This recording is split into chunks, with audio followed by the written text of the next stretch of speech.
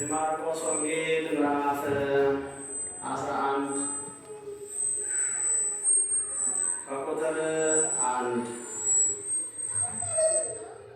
ኢየሩሳሌምም ለመግባት በደብረ ዘይት አጠገብ ወዳለችው ቤተፋጌ ወደ ብታንያም በደረሰ ጊዜ ደቀ መዛሙርቱ እንዲህ አላቸው፣ በፊታችሁ ወዳለችው አገር ሂዱ።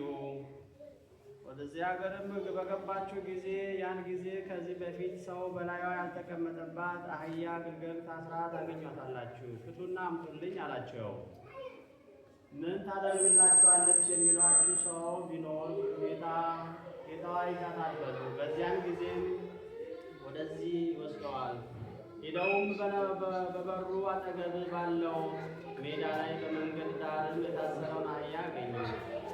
ፈተውትም ከዚያም ቆመው የነበሩት ምን ታደርግላችኋላችሁ? አህያይቱን የምትፈሩት አሏቸው። ጌታ ኢየሱስ እንዳዘዘው ነገሯቸው። እነሱም ተዋቸው። ግልገሏንም ወደ ጌታ ኢየሱስም ወስዱት፣ በልብሳቸውም ደርበው በዚያ ላይም አስቀመጡት። ከእንጨትም ቅርንጫፍ በመንገድ ቅጠልም እየጎዘጎዙ ብዙዎች ናቸውና ልብሳቸውንም ያነጠፉም አሉ። በፊትም የሚሄዱ በኋላም የሚከተሉት እንዲህም እያሉ ይጮኹ ነበረ፣ ሆሳዕና በእግዚአብሔር ስም ለሚመጣው የተባረከ ነው። በእግዚአብሔር ስም የሚመጣ የአባታችን የዳዊት ልጅ መንግሥት የተባረከች ናት። ሆሳዕና በአርያም። ጌታ ኢየሱስ ወደ ኢየሩሳሌም ቤተ መቅደስን በገባ ጊዜ አይተውት በመሸ ጊዜ ከ12ቱም ጋራ በቤታንያ ሄደ። ሆይ ወዘላለም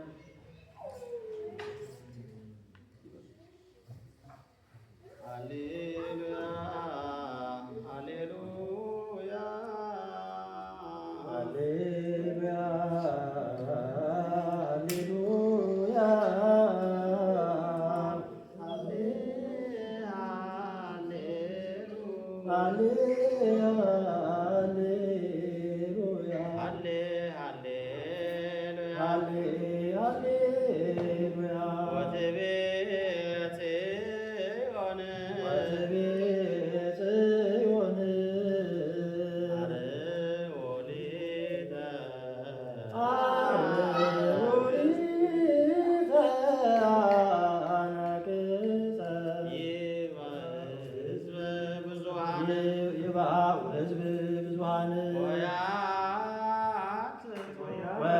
ወያእትቱ